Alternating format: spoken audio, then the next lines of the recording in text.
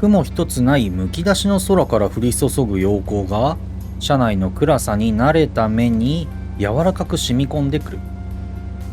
肺を満たす空気は涼やかな湿り気を帯び、街にない土の香りをはらんでいた。なんだ、あっという間だったね。たっちゃん先生が遠いとか言うからまだまだ先かと思ったし。それにしても規格外だな、3人とも。どうかしとるやろ。顔くらいでかいねが。やば。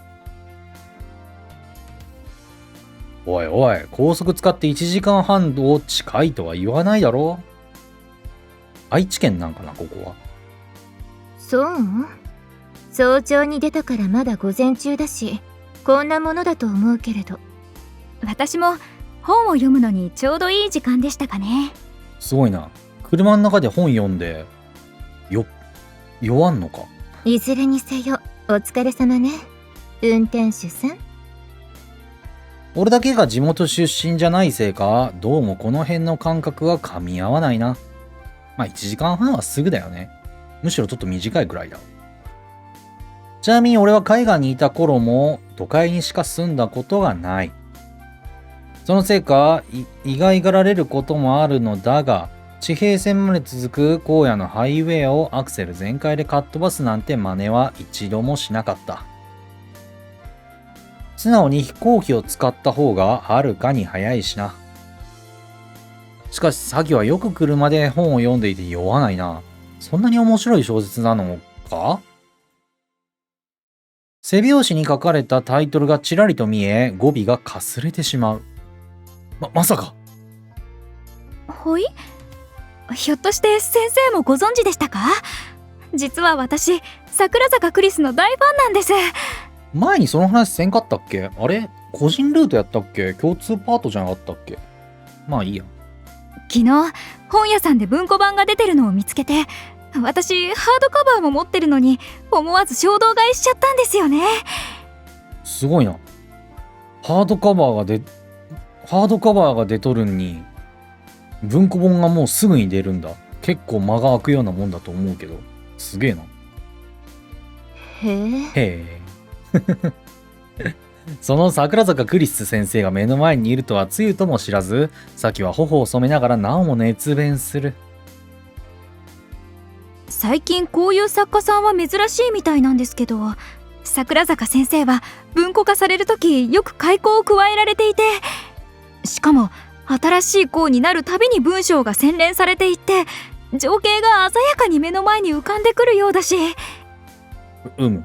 それに桜坂クリスといえば、それが伏線だったのという驚きの展開ばかりが注目されがちですが、底流にあるのはやっぱり登場人物の純粋さだと思うんです。主人公が行動を起こすための動機がいつも素敵で、つい応援したくなると言いますか、気づくと物語の中に引き込まれていて。言うね。そう。とにかく桜坂先生は間違いなく天才です。誰にでもおすすめできる作家さんだと思います。サキピが絵以外でそんなに熱くなるなんて、よっぽど面白いんだね。でもなんかタイトルの時点で難しそうかも。うち歴史とかマジ無理だから。いいえ、時代小説って難しい言葉が出てくるものが多いですけど、この作品は分からなくても楽しめますし、自然と詳しくなっていくと言いますか。もしいろは先輩もご興味がおありでしたら、桜坂先生の作品は最初の一冊にふさわしいと思います。そうなの？地学の他に歴史もやんなきゃだし、そこまで言われるとちょっぴり気になってきたかも。はい、それならぜひおすすめですね、鍋島先生。まあな。おすすめなのは確かかもな。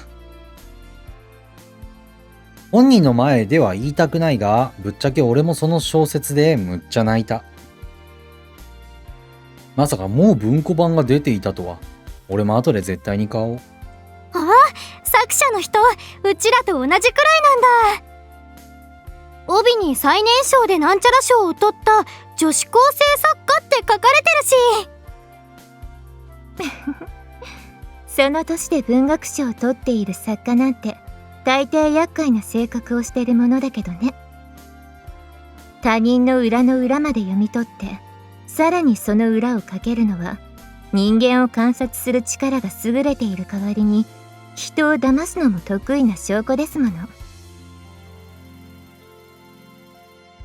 まあ俺も詐欺師みたいなものだと思っているが、自分で言うんじゃない。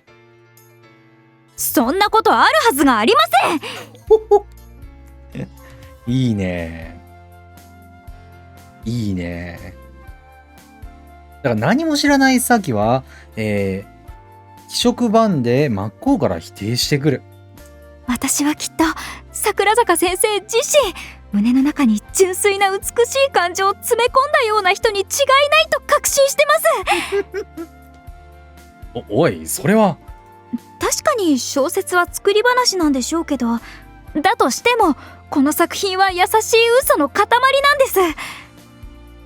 普段は悪ぶってても本当は愛情深くて、好きになった人のそばにいつもそっと寄り添っているような。おい、まさにお前のことやねんよ。そういう恋をしてる人な気がするんですよね。すごい。マジ昨夜だ。すごい昨夜だ。赤くなった。お、これは珍しい。あの昨夜が赤面して黙り込んでいる。意外な着点を発見した気分でつい口元を緩めてしまう。確かに言われてみれば、桜坂作品のヒロインには普段は強気なくせにどこかいじらしさを潜ませているような子が多いかもな。あなたね。ですよねですよね。へえ、咲夜先輩みたいなタイプって感じなんだね。あ、すごいな。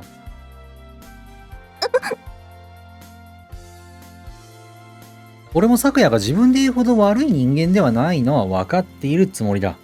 いいね。なんだろう、咲は純粋。で、いろはは天然。うん。で、まあ、ちょっとなんて言うんだろう。なんか虚勢じゃないけど、仮面じゃないけど、咲夜はそういう感じっていうね。だからいつも一方的にからかわれる身からすれば、少しくらいやり返してもバッジは当たるまい。とにかく小説の話は後になさい。今日は我が部として記念すべき最初の課外活動になるのだから。おいおい、文芸同好会が嘘っていうのはお前にもやったネタだろ。よっぽど動揺しているのかこいつ。たっちゃん先生こそ何言ってんの？うちらの顧問になってくれたんしょ？いや、だからそれはいつもの昨夜の嘘でな。先生、以前非常勤講師は時間外労働に手当がつかないと嘆いていらっしゃいましたよね。確かに言ったが、それはどうした？はい、うちの学園の給与規定によるとクラブの顧問には特別手当がつくとありまして。何？ならいっそクラブにしてしまえばいいとクルス先輩が。何？全員が一斉に昨夜を振り返る。歴史美術研究同好会。私のことは会長と呼んでいいのよ。いや、またどうせ嘘なんだろ。そうだと言ってくれ。先生、やっぱり聞いてなかったんですね。聞いてないよ。あと、うちの学園では同好会でも部長と呼ぶのが通例だ。だいたい非常勤の俺が顧問をやっていいのか？よく考えたらありえないだろう。まったく驚かせるんじゃない？いきなり目の前に一枚の紙切れを突きつけられる。その向こうですっかりいつもの調子を取り戻した昨夜が楽しくて仕方ないという笑みを浮かべていた。学園側が発行してくれた新規同好会の発足を認める正式な認可証よ。なんで？そう思いながらもひったくるように書類を受け取り、隅々までチェックしてしまう。嘘だろ。本物だぞこれ。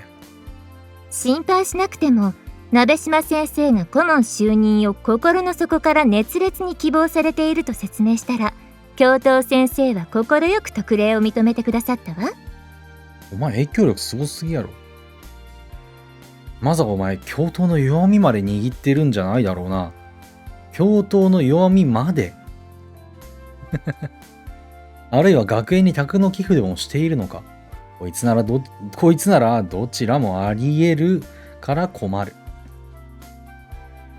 だから昨夜は優雅に微笑をたたえたまま答える気はないらしい。第一俺は初めて知ったんだぞ。勝手に申請したってことだよな。おい。ひょっとしてたっちゃん先生はさ、うちらの顧問あんまりやりたくない感じだった？そういうわけではないが。すみません。調子に乗っていましたか？私も先生のためになると言われて。あ、これってまた同じ失敗をしていますよね。いやいや、考えすぎだぞ。どう考えても申請をした人間となぜか許可をした学園が悪い。あら、どちらにせよ、楠木さんの勉強を見て、明美さんの絵も見て、私の作品にも目を通してくれるつもりなのでしょ？だったら、今までとやることは変わらないと思うけれど。なあ、昨夜。なし崩しに押し付けておいて言ってくれる。だが実際、ずっとサービス残業でやってきたことに今後は手当てがつくわけか。納得いかないのになかなかノーと言えないのは正直ちょっと嬉しいせいだ。別に金に困ってるわけではないが、労働に対価がもらえるというのは悔しいくらいにモチベーションに影響するものらしい。ねえねえ、咲夜先輩ってああいう言い方するけどさ、たっちゃん先生のこと考えてるのは多分ガチだし、気に入らないとかじゃないならさ、うちもあんまし怒んないであげてほしいかも。そうなのか？だから考えてみれば俺を顧問に据えても学生側に何のメリットもない。それに本来教師が特定の教え子と親しくしすぎるのは問題がある。これからもみんなで集まるつもりならクラブという形があった方がいいのかもしれない。しょうがないな。その代わり顧問だと言うなら指示には従ってもらうぞ。はーい、よかったね、咲夜先輩。別に当然のことだというだけだわ。私はもともと先生のお望みなら何でも叶えさせていただくつもりでしたから。うわぁ、さきぴはさきぴで大胆だね。そうですか？普通だと思いますけど。ぬぬぬ、うちももっと積極的に行く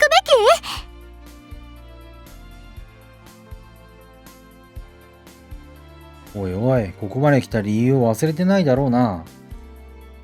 全員スケッチブックを出せ。おのおの書きたいものを探して写生を始めてくれ。鍋島先生、切り替え早っ。待ってよさきぴー、うちも行くから待ってってば。さっきは真っ先にスケッチブックを出すや合掌造りの古民家が並ぶ集落へ向かってかけていった。いろはも慌てて後を追っていく。はい、これ。あなたも書きたくなったら書いてもいいのよ。昨夜森にスケッチブックを押し付け後輩たちに続いた。たく。思わずため息が漏れてくるものの、一人になって俺もようやく周りの景色を眺める余裕ができた。山々には穏やかな新緑が燃え、村道には、名も知らぬ野花が群生する。そんな中、両手を合わせたような形に積み上げられた、藁の屋根が高くそびえ、まるで森に住まう古老のように自然と一体化していた。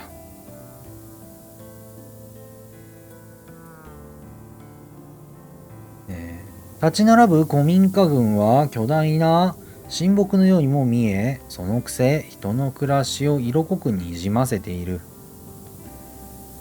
町の方がはるかに人が多いはずなのに、こんな小さな集落の方が人間らしく感じてしまうのは、長く歩んできた歴史の重みのせいだろうか。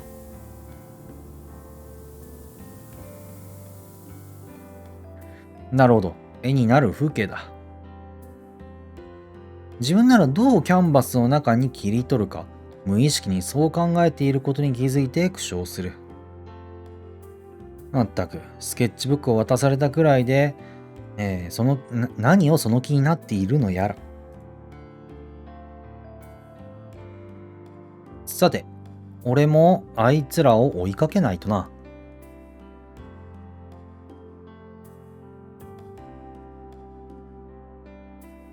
この辺りもだいぶ観光客が戻っているらしく、古民家の周囲には意外と人が多かった。初老の男が大型のデジタルカメラを構え、大学生らしいグループは思い思いにスマホを出して映える自撮りの写真を撮影するのに忙しいようだ。だが若い娘がスケッチブックを広げているのはさすがに珍しいのか？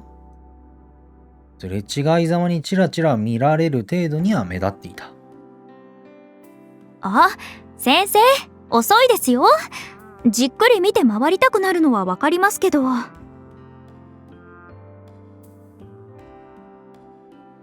この辺りの景色って絵を描くのにぴったりですものね。さっきこそもう描き始めてたのか。はい、実は前にもお父さんに連れてきてもらったことがありまして、その時ここから絵を描いてみたら素敵だろうなって。だから最初からポイントは決めていたんです。へえ、絵を描く人って普段からそういうこと考えてるものなのかな？ねえ、たっちゃん先生。さあな、なぜ俺の方を見て言うんだ？実際俺も同じようなことを考えてただけに、なんとも罰が悪い。しかし写生に慣れてないと、どこから描くかというポイント選びにまず時間がかかるものだ。だが実はポイントはそこまで重要ではない。どちらかといえばどう切り取るかという構図の方に実力が現れやすいからだ。やはりこの子は人物より風景の方に適性を感じてしまうのだがな。しかも一旦鉛筆を握れば、あたかも周囲の視線など存在しないかのように、澄んだ集中力に瞳をきらめかせることができる。笑顔の絵なんて諦めてくれた方がアーティストとして成功しそうに思うのだが、いやいや、この押し付けが一番良くないというのは誰より俺が分かっているはずだろう。先ピすごっ！手早っ！やっぱり上手い人は全然違うし、書き込みの量がうちと違いすぎなんですけど。そういうイロハももう書き始めてるじゃないか。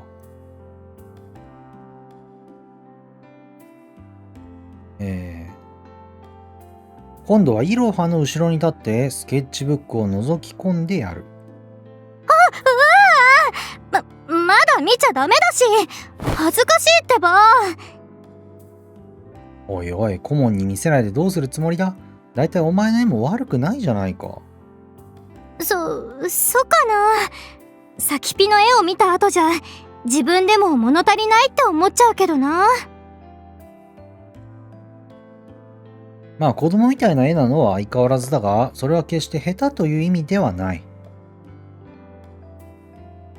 確かに書き込みの量は違うが、お前はちゃんと物の形を捉えられている。それって普通じゃない？むしろバカにされてるみたいだし。あのな、四角いものを四角く、丸いものを丸く描くっていうのは意外と難しいもんなんだぞ。要は定規やコンパスを使わずに正方形や深淵を描けるのかって話である。だからできるやつは最初からある程度できてしまう。いろははまあできる側に入れてもいい。ただ線が少ないせいで写生というよりイラストみたいになっているから子供の絵に見えるだけだ。何より楽しんで描いていることが絵から伝わってくる。俺は嫌いじゃないがな。そかな。たっちゃん先生から見てもってこと？あ、だからもっと楽しめ。いろは。お前はその方がいい絵が描ける。頭を撫でてやると、いろははたちまち笑みをとろけさせた。だったら楽しんじゃおっかな。たっちゃん先生にも喜んでほしいし。ああ、そうしてくれ。そのままの流れで残る一人の方にも視線を向ける。だが後ろからスケッチブックを覗いた途端、いきなりパンという音を立てて勢いよくそれを閉じてしまう。あたかもハリセンで思い切り後頭部を引っ叩いたような小気味いい音に周囲の観光客までがこちらを振り返る。どうした昨夜。やけに静かだと思ったらそんなに見られたくなかったのか。まさかそんなはずがないでしょ。私はただ資料館の方にも興味があるのを思い出しただけだわ。さっきまで同好会最初の課外活動だと言い切って、じゃあ張り切ってたろ。鍋島先生、うちは美術同好会ではなく歴史美術同好会なのだから何の問題もないわ。昨夜若い唇で優雅に弧を描いて微笑の形にする。そのくせスケッチブックをしっかり背中に隠したまま後ずさり、俺から離れたところで一気に駆け出していった。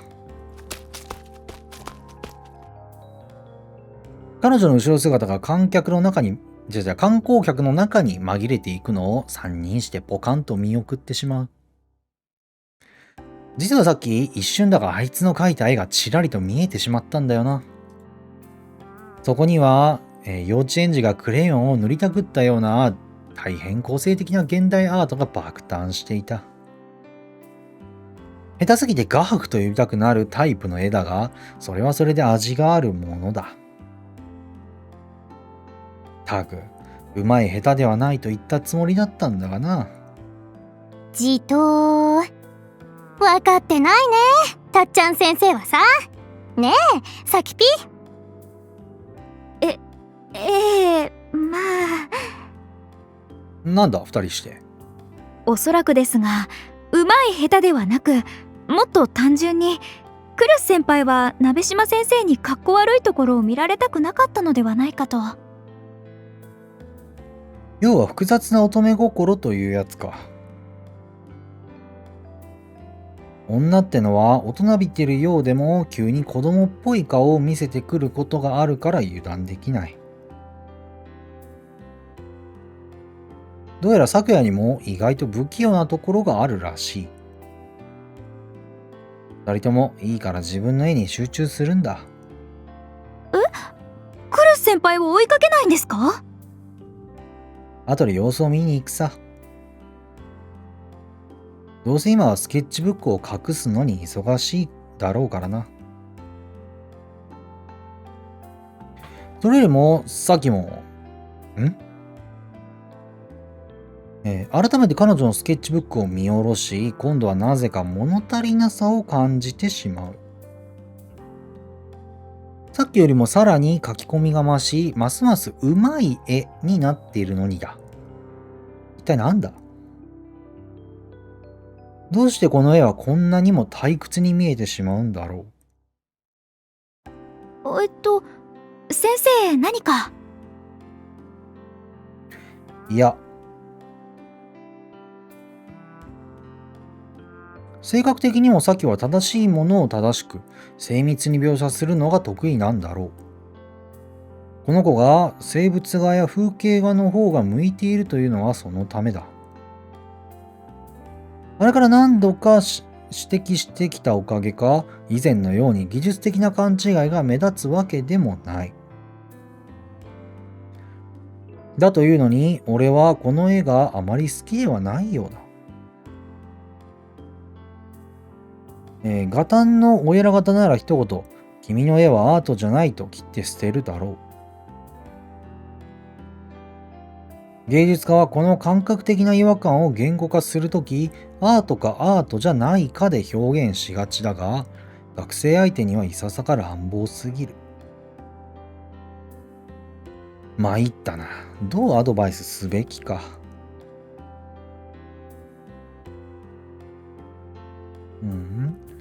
言葉に窮していると、ふとイロハの絵が視界の隅っこに入ってきた。たっちゃん先生、うちにもまた感想言ってくれるの？いや、イロハはその調子で頼むぞ。さっきこの子の絵を好きと言ったのもお世辞のつもりはない。決して芸術的な価値があるわけではないのだが、書き手が純粋に楽しんでいるからこそ。ああ、そうか。俺は今まで散々さっきから見せられてきた笑顔の絵とこの絵を比べているのだ。確かに風景画の方がうまい。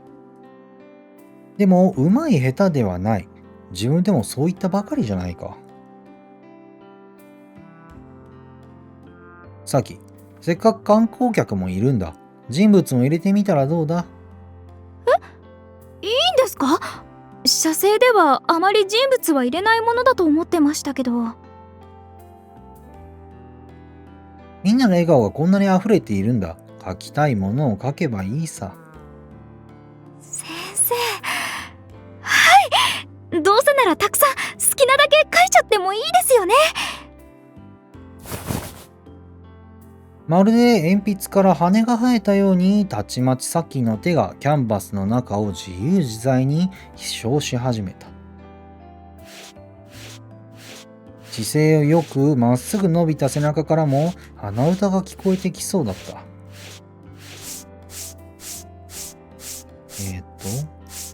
うまくなるには描きたいものだけ描いてればいいわけじゃない。風景に人物を入れることが必ずしもプラスになるわけでもないだろう。けど、俺も先生からそんな指導を受けたことはない。だから多分これでいい。ガッと俺が描けなくなって苦しんだのも、その後、サキをモデルに青い少女の肖像を描いてしまったのも。がんじがらめに縛り付けられ、そこから解放されたいと願っていたせいだ。先生？あれれ？ひょっとして、たっちゃん先生も？気づくと俺は 4B の鉛筆を手に、昨夜から押し付けられたスケッチブックを開いていた。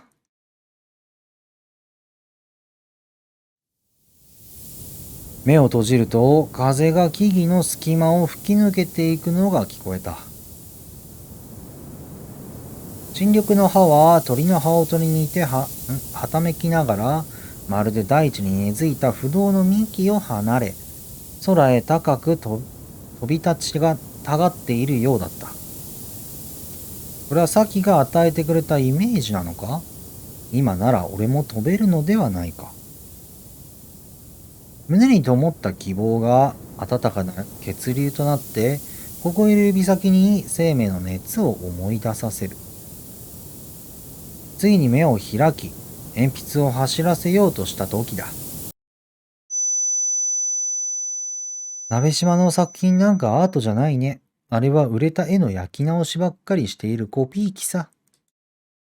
だからって恩師の絵までコピーすることないだろうに。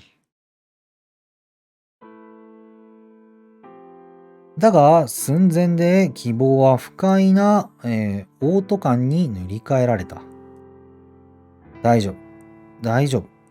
もう実際に吐いてしまうほどではない。大丈夫だ。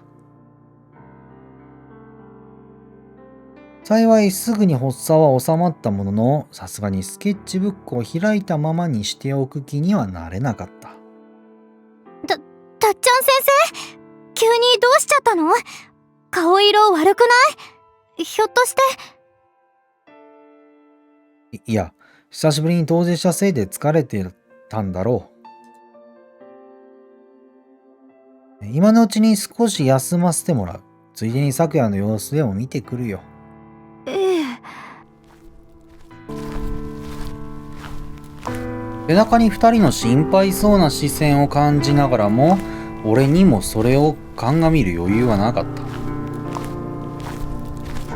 どうしまったんだ、俺は。入学式の時はちゃんと書けたじゃないか。なのに、いや、そのせいですっかり良くなったとでも勘違いしてたのか。ずっと書けなかったくせに、たった一回書けたくらいで。